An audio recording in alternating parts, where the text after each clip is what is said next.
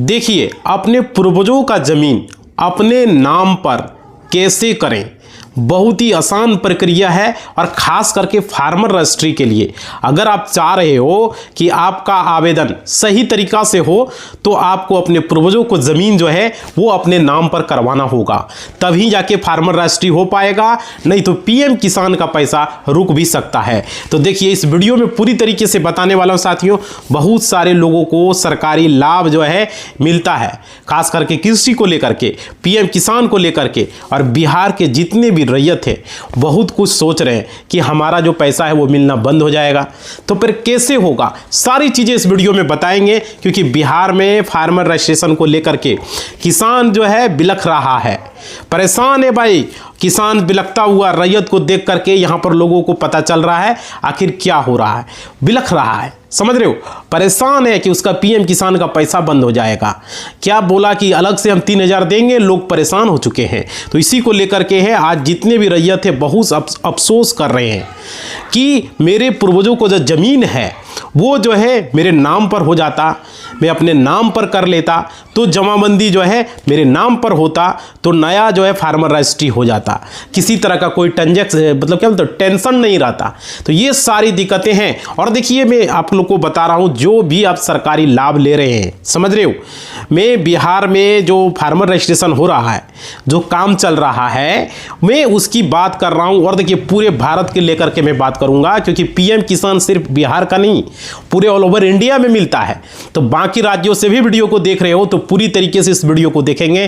कहीं से भी आप देख रहे हो, यूपी से देख रहे हो, झारखंड से देख रहे हो, पश्चिम बंगाल से देख रहे हो, कहीं से भी इस वीडियो को देख रहे हो, पूरी तरीके से इस वीडियो को आपको देखना है। देखिए साथियों, यहाँ पे जो बताया जा रहा है बहुत सारे लोगों को पता होगा कि यहाँ पे पीएम किसान सम्मान निधि योजना का जो लाभ है वो पूरे भारत में मिलता है ना, पूरे भारत में इसका लाभ। और 22वें किस्त को लेकर के लोगों को चिंता है कि 22वें किस्त मिलेगा या नहीं मिलेगा, और देखिए यहाँ पे लाभ दिया जाएगा या नहीं। तो नमस्कार साथियों, मेरा नाम विजय वर्मा है, आप देख रहे हो टेक्निकल वाले हौसला। बहुत बड़ा टेंशन लोगों को कर दिया है, यहाँ आए दिन पेपर में न्यूज़ दे रहा है पूर्वजों की ज़मीन अपने नाम पर कर लो, जमाबंदी अपने नाम पर कर लो। तो भाई इसी को लेकर के डिस्कस करने वाले हो। सब्सक्राइब नहीं किए हो सब्सक्राइब कर लोगे, लाइक नहीं किए हो लाइक करोगे, घंटी को नहीं बजाए तो बजा दो भाई, और कमेंट करो कि कितने लोगों का पूर्वजों का जमीन अपने नाम पर है, आपका फार्मर रजिस्ट्रेशन हुआ। हम कह रहे हैं माननीय उप मुख्यमंत्री विजय सिन्हा जी, माननीय मुख्यमंत्री नीतीश कुमार जी से रिक्वेस्ट कर रहे हैं इस वीडियो के माध्यम से कि वंशावली के आधार पर सबका जमीन पूर्वजों के नाम पर नहीं कर पाएगा। इतना आसान नहीं है भाई पूर्वजों का जमीन अपने नाम पर करना। आप लोग बोलिए, आप लोग अपना अपना राय दीजिए कमेंट बॉक्स में। रिक्वेस्ट कर रहे हैं, बिहार का नंबर 1 चैनल जमीन सर्वे का रिक्वेस्ट कर रहा है आपसे कि भाई वंशावली के आधार पर जो है फार्मर रजिस्ट्रेशन किया जाए, न कि जमाबंदी के आधार पर किया जाए। आप लोग क्या चाहते हैं, वंशावली के आधार पर हो या जमाबंदी के आधार पर हो? इसलिए वीडियो को लेकर आए क्योंकि बहुत सारे गरीब किसान लोग हैं जिसका पीएम किसान का पैसा बंद हो जाएगा, सरकारी जितना भी पैसा आता है सब्सिडी वगैरह आना बंद हो जाएगा। भाई बहुत सारा टेंशन है किसानों को लेकर के, कंटिन्यू वीडियो बना रहे हैं, कोई भी चैनल आवाज नहीं उठा रहा है, सिर्फ टेक्निकल वाले हौसला उठा रहा है, समझ रहे हो भाई। तो आप लोग साथ दीजिए, वीडियो को पूरा शेयर कीजिए, फेसबुक में, इंस्टा में, व्हाट्सएप ग्रुप में, फेसबुक ग्रुप में, इंस्टा ग्रुप, जितने ग्रुप है टेलीग्राम वगैरह में, हर जगह शेयर कीजिए, स्टेटस में लगाइए। समझ पा रहे हो इस वीडियो को? माननीय मुख्यमंत्री महोदय नीतीश कुमार, माननीय उप मुख्यमंत्री सम्राट चौधरी जी, विजय कुमार सिन्हा जी से रिक्वेस्ट है फार्मर रजिस्ट्रेशन के लिए जो है वंशावली का विकल्प दिया जाए, न कि जमाबंदी का विकल्प दिया जाए। जिस किसान का नहीं है, जिसका दादा का जमीन है, परदादा का जमीन है, जिसके पिता के नाम से ट्रांसफर होने में क्या तुरंत हो जाएगा? आप फार्मर रजिस्ट्रेशन का 10 दिन टाइम बढ़ा दीजिएगा और क्या कीजिएगा? तो क्या सारे लोगों का हो जाएगा? इसलिए मैं बोल रहा हूं, आप लोग क्या चाहते हैं आप लोग कमेंट बॉक्स में दीजिए अपनी अपनी राय भाई।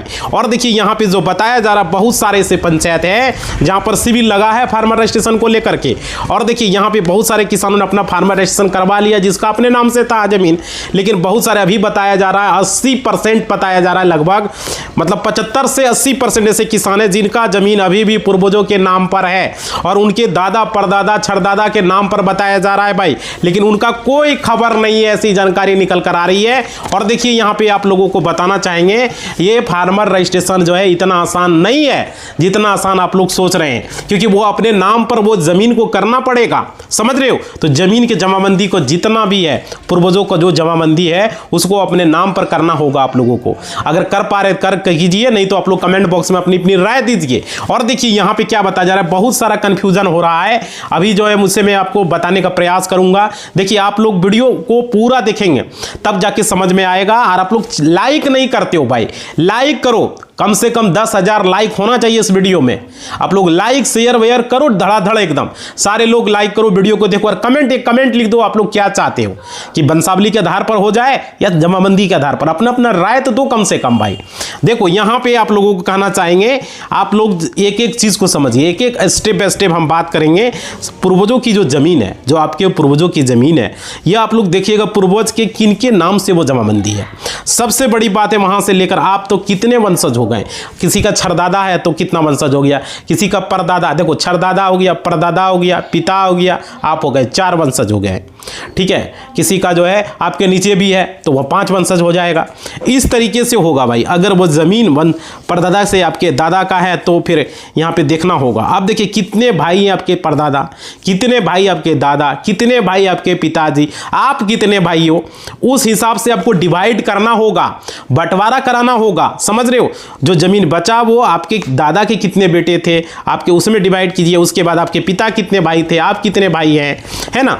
तो वो जो हिस्सा होगा, भाइयों का जो हिस्सा होगा कि आपको उसके हिसाब से आपको करना पड़ेगा। अब देखिए यहाँ पे बहुत सारे लोगों को जानकारी ही नहीं है भाई, समझ रहे हो। तो देखिए आपके पूर्वजों की जमीन को अपने नाम पर करने के लिए क्या करना होगा। देखिए यहाँ पे सबसे बहुत सारे ऐसे केसेस को हमने देखा है जहाँ पे देखिए क्लाइंट आता है भाई, उसका बड़ा भाई थोड़ा सा दबंग होता है, तो वो क्या करता है, वो ज़मीन जो है मतलब कि रोड के साइड का ज़मीन को वो पहले बेच देता है, या रोड के साइड अपना मकान बना लिया है। तो इस तरीके से नहीं चलेगा।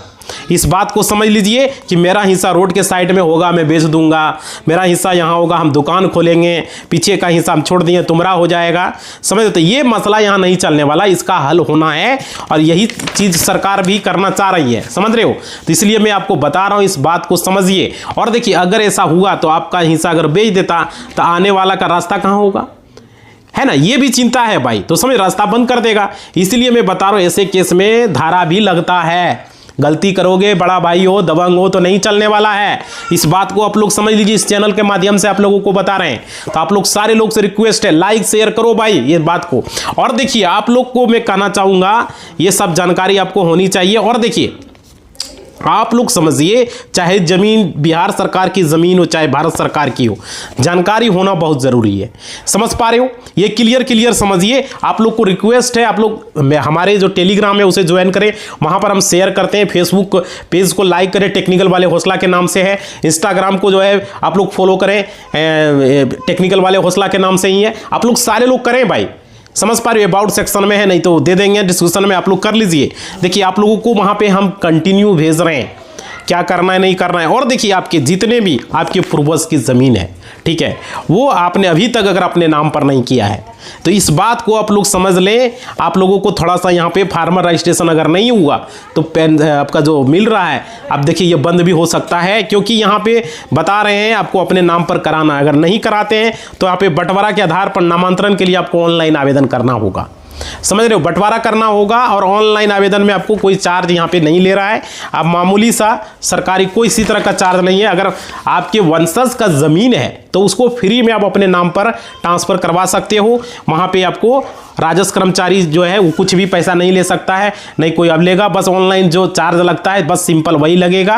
और आपको कागज वेरिफिकेशन सीओ करेगा, आरओ करेगा, रीजन जो आपके राजस्व अधिकारी होंगे वो करेंगे। उनसे 1 रुपया आपसे वो नहीं ले सकते किसी भी तरह का। और देखिए आप यहाँ आवेदन सही तरीका से करना, अपने पूर्वजों का जो ज़मीन है, समझ रहे हो, उसको अपने नाम पर करना, उसका बहुत ही आसान तरीका है भाई। अब देखिए यहाँ पे आप लोगों को हम बता रहे हैं, आप लोग समझिए, यहाँ पे जमाबंदी जो है ऑनलाइन होना चाहिए, तभी इसका बेनिफिट मिल पाएगा, अन्यथा नहीं मिल पाएगा। ये चीज़ें समझ लीजिए। और देखिए हम बात करेंगे जमाबंदी ऑनलाइन अगर अपडेट नहीं है और ऑनलाइन जो है आपको टोटल अपडेट सही अगर नहीं चढ़ा है, ठीक है। तो यहाँ पे क्या होगा, आपका जमाबंदी में कुछ मिस्टेक हो सकता है या गलती भी हो सकता है, तो आप परेशान तो रहेंगे भाई। तो आपको वहाँ से जो है सीओ से मिलना होगा, डीसीएलआर से मिलना होगा, या आप वहाँ एडीएम से मिलेंगे, है ना, इस सब मामले में आरओ से मिलेंगे। तो देखिए यहाँ पे ज़मीन का जो दाखिल खारिज नहीं हो सकता है वैसे ज़मीनों का, याद रखिएगा, नहीं आपके नाम पर नामांतरण हो सकता है, नहीं आप उस ज़मीन का अब बेच सकते हो, कुछ भी कर सकते हो, समझ, नहीं उसका रसीद कट सकता है, इस बात को समझ लें आप लोग। और देखिए उसके लिए आपको जमाबंदी को चेक करवाना पड़ेगा कि वो जमाबंदी में जो है वो किसी प्रकार की तो त्रुटियां तो नहीं है, समझ पा रहे हो, उस जमाबंदी में कोई तरह का प्रॉब्लम तो नहीं है। आपको कितना ज़मीन उस जमाबंदी में है ये भी आपको दिखना होगा, कितना ज़मीन उसमें डिसमिल बचा है, कट्ठा बचा है, कड़ में जो भी ज़मीन है उसको चेक कराना होगा, समझ पा रहे हो। उसके बाद जो है वंशावली को आपको तैयार कराना होगा। उसके बाद आपका जो है वंशावली आएगा, बंटवारा नहीं आएगा, वंशावली पहले बनाना होगा। उसके बाद बंटवारानामा बनाना है, बंटवारानामा को आपको सही से वहाँ पे किसको कहाँ मिल रहा, कौन साइड मिल रहा है, सारा लिख देना है। और देखिए बंटवारा अगर नहीं लेंगे तो भाई दिक्कत हो जाएगा। आपका वंशावली और बंटवारानामा ये दोनों चाहिए भाई, दोनों का जिक्र होना चाहिए। ज़मीन किसके नाम पर है, आपके दादा के नाम से है, परदादा के नाम से है, पिता के नाम से, कितना बेटा है उस सबका, परदादा अगर दादा के नाम से दादा कितना बेटा, फिर आपके पिता कितना बेटा हुआ, कितना भाई हुए आपके पिताजी, दादा कितने भाई हुए, सारा चीज़ें वहाँ पे आपको लिखना होगा। और आपको अगर नहीं जानकारी है तो किसी से अगल बगल पढ़े लिखे लोग हैं, अमीन मोहरील वगैरह से आप वंशावली लिखवा सकते हो, कोई दिक्कत नहीं है, या किसी एडवोकेट के थ्रू भी करवा सकते हो। जमाबंदी में आपके नाम का जो है उसके नीचे अगर 2 बेटा है तो वो लिखवा सकते हो, है ना, कितना बच्चा है, सारी चीज़ें आपको वहाँ पे लिखना होगा, क्योंकि उनका हिस्सा होता है भाई, समझ रहे। आपको कोई यहाँ नहीं किसी को छोड़ना है, कोई भी भाई को नहीं छोड़ना है, क्योंकि सरकार का नियम है यहाँ पे समिति से ही काम होगा। इस बात को आप लोग समझ लीजिए। और देखिए आप अपने दादा का कितना बेटा है वो भी लिखिए, परदादा है तो परदादा कितना बेटा, पिता है पिता का कितना बेटा, है ना, आपके पिताजी कितने भाई हुए, सारी चीज़ें आपको करना है। और देखिए आपके वंशज में कितना आदमी है, जितना जीवित होंगे, समझ रहे हो, आपके दादा अगर नहीं है, जिंदा मृत्यु हो गया है, तो भाई उसका अगर मान लीजिए 3 बेटा है तो तीनों बेटा जीवित होगा तो सबसे पहले जमाबंदी तीनों बेटा के नाम लिखना होगा। 4 बेटा है तो 4 बेटा, 2 बेटा है 2 बेटा लिखना होगा। ये चीज़ें आप लोग समझ लीजिए, इसमें मिस्टेक आप लोगों को नहीं करना है। और देखिए अगर दोनों बेटा मान लीजिए मृत्यु हो गया है, तीनों बेटा का मृत्यु हो गया है, चारों बेटा का मृत्यु हो गया है, नहीं रहा, तो आप जो है डायरेक्ट वहाँ पे उनका पोता का लिख सकते हो। और जिसका मृत्यु नहीं हुआ वहाँ पर पोता नहीं जाएगा, वो बेटा ही रहेगा, आपके दादा का बेटा। लेकिन जिसका पिता मर गया है उसका बेटा जीवित है तो उसका बेटा का नाम होगा, समझ पा रहे हो। तो वंशावली में उस तरीके से बनाना है। बहुत सारे लोग मिस्टेक कर रहे हैं, जिसकी मृत्यु हो गई वहाँ पे नहीं रुकेगा, उसका नीचे जाएगा, जहाँ जिंदा है वहाँ आके रुकेगा। इस बात को आप लोग याद रख लीजिए, जो चीज़ें हम बता रहे हैं। और देखिए यहाँ पे जीवित सभी का हस्ताक्षर करवाना होगा, सिग्नेचर होना ज़रूरी है। और देखिए आपके पंचायत में जो भी मुखिया है, जो भी सरपंच वगैरह हैं, उनसे ज़रूर आप लोग सिग्नेचर वगैरह करा लीजिए, समझ रहे हो। और देखिए मुखिया का जो वहाँ पे आपका लेटर पेड है उन पे भी लिखवा सकते हो वंशावली जो बना रहे हो, या सरपंच से बनवा रहे हो तो सरपंच से लिखवा सकते हो, है ना। सादा पेपर पे नहीं चलेगा भाई, उसका साइन सिग्नेचर मोहर होना चाहिए, या तो सरपंच या तो मुखिया, जिससे भी करवाइए करवा सकते हो, समझ पा रहे हो, ये ज़रूरी है। और उनका साइन होना चाहिए, वंशावली वैलिड माना जाएगा सरपंच लिख के देगा तो, ठीक है। सरपंच को पावर दिया गया है। और देखिए बंटवारा को लेकर के यहाँ चर्चा है। बंटवारा जो है आपके दादा के अगर मान लीजिए 3 बेटे हैं, 4 बेटे हैं, तो जितना ज़मीन है उसका एक फॉर्मेट आप बना लीजिए कि कितना कितना हिस्सा इन लोगों का होगा, समझ रहे हो। फॉर्मेट में आप वहाँ पे लिख लीजिएगा, या तो ज़मीन का जो भी जमाबंदी किस प्रकार का है, समझ रहे हो, उसको सुधारने के लिए भी आप फॉर्मेट बिहार भूमि के वेबसाइट पर जा सकते हो, वहाँ पे पूरी जानकारी दिया गया है। किसी भी तरह का प्रॉब्लम है बिहार भूमि की वेबसाइट पर ऑफिशियल पेज पर जा करके वहाँ पे देख सकते हो। राजस्व महाअभियान का वहाँ पे दिया गया है, वहाँ पे आपको मिल जाएगा एक ऑप्शन, उस पर क्लिक करके आप जमाबंदी पंजी का भी ऑप्शन मिलता है, वहाँ सारी चीज़ें वहाँ पे आप डाउनलोड कर सकते हो और देख सकते हो भाई, किसी तरह का कोई दिक्कत नहीं होने वाला है। और देखिए यहाँ पे हमारे टेलीग्राम चैनल से आप लोग जुड़िए, टेक्निकल वाले हौसला के नाम से है, इंस्टा को फॉलो कीजिए, जरूरी है आप लोगों को। और देखिए आपकी जमाबंदी में किसी प्रकार की अगर गलती है, किसी तरह का कोई प्रॉब्लम है, त्रुटियां हैं, तो उसको सुधारने के लिए आपको जो है उस प्रकार से बंटवारा भी होना चाहिए। और देखिए बंटवारा याद रखिएगा, आपके दादा का बेटा है, समझ रहे हो, तो भाई वहाँ पे जितना उसका ज़मीन है, समझ रहे हो, उसका बेटा आपका मान लीजिए 2 बेटा है, 3 बेटा है, जितना भी है, तो वहाँ पे आपको जो बेटा जीवित नहीं है, समझ रहे हो, मान लीजिए कि आपका उसमें 3 बेटा है तो एक बेटा मर गया है तो उसमें एक पोता का नाम आएगा। अब मान लीजिए ये 2 बेटा मर गया तो 2 पोता का नाम आएगा। एक बेटा जो जीवित है उसका नाम रहेगा, बाकी जो जीवित नहीं है उसमें पोता चला जाएगा। पोता नहीं है तो उसका पर पोता चला जाएगा। इस तरीके से होगा। बहुत सारे लोग मिस्टेक कर रहे हैं, समझ रहे हो। तो यहाँ पे देखो जमाबंदी में रैयत का जो पोता होगा उसके हिस्से में जितना भी ज़मीन होगा उतना उसके हिस्से में भी होगा, और उनको स्टाम्प पेपर पर भी आप बना सकते हो, कोई दिक्कत नहीं है। आप समझ में आ गया। अब देखिए वो वैलिड माना जाएगा, किसी तरह का दिक्कत नहीं है। और देखिए यहाँ पे मृत्यु प्रमाण पत्र चाहिए जिसकी मृत्यु हो चुकी है। जैसे अगर दादा के नाम से ज़मीन है तो दादा का मृत्यु प्रमाण पत्र, अगर परदादा के नाम से ज़मीन है तो परदादा का मृत्यु प्रमाण पत्र। समझ पा रहे हो, वहाँ पे आपको डालना होगा। अब मुखिया का जो है जो लेटर पेड या स्टाम्प पर भी आप लेके मार्केट से भी आप लिखवा सकते हो। बंटवारानामा जब बनाओगे तो उसमें जो है दादा परदादा की अगर मृत्यु हुआ है तो भाई वहाँ पे आपको वैलिड होगा, कोई दिक्कत नहीं होने वाला। लेकिन आपको अगर मृत्यु प्रमाण पत्र ज़रूरी मांगा जा रहा है तो वो चीज़ें आपको देना है।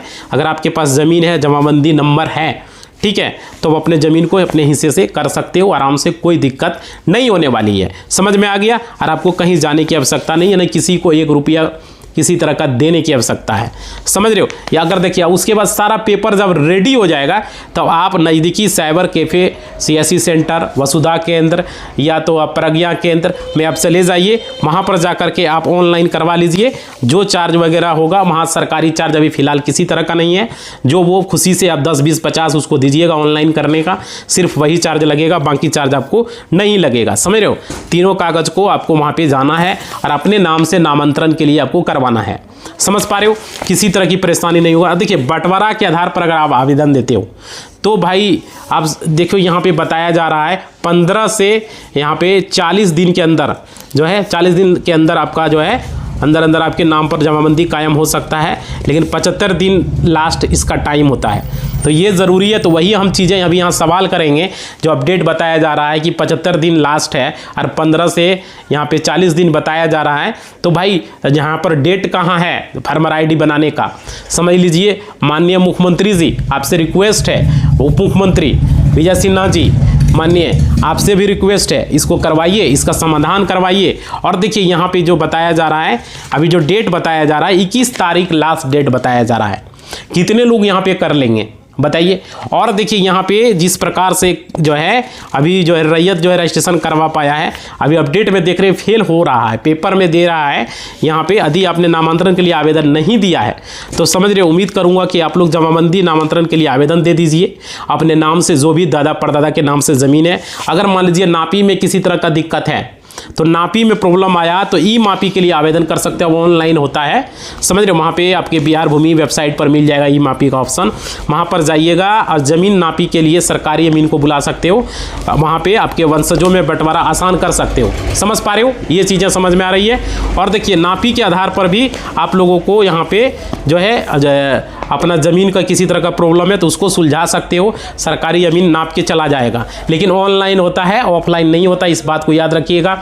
उसमें डेट वगैरह जो है आपको दे दिया जाएगा, मोबाइल पर मैसेज आ जाएगा, ईमेल पर मैसेज आ जाएगा, कब नापी के लिए है, आपको ऑनलाइन के तरीके से करना होगा। इसीलिए मैं बोल रहा हूँ कि अभी जो जमाबंदी जो है अपने नाम पर तुरंत तो होता नहीं है, तो भाई कैसे होगा आप लोग बताइए। माननीय मुख्यमंत्री जी जो है यहाँ पे और उप मुख्यमंत्री जी से रिक्वेस्ट है कि आप लोग कोई ना कोई बीच का रास्ता निकालिए, या तो फिर कुछ ना कुछ कीजिए, क्योंकि बिहार की बात है, पूरे बिहार की।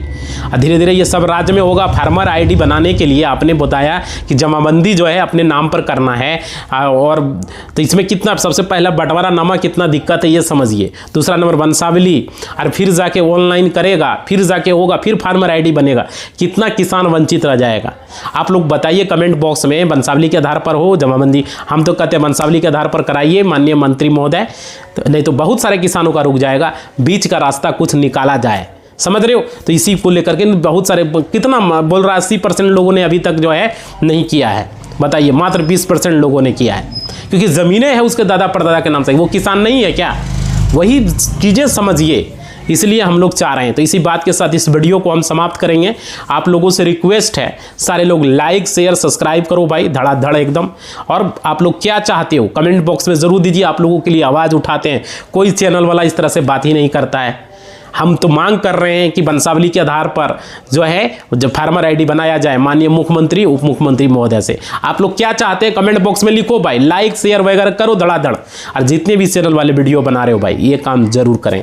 लोगों को हित में होना चाहिए, किसी का पीएम किसान का पैसा नहीं रुकना चाहिए, किसी का सरकारी स्कीम का जो पैसा आता है वो नहीं रुकना चाहिए। हम लोग तो यही चाहते हैं, समझ रहे हो, हम लोग का तो यही है। देखिए अब आगे क्या होता है, ठीक है। तो आप लोग अपनी अपनी राय कमेंट बॉक्स में दें, लाइक करें, सब्सक्राइब करें, हम यही करें।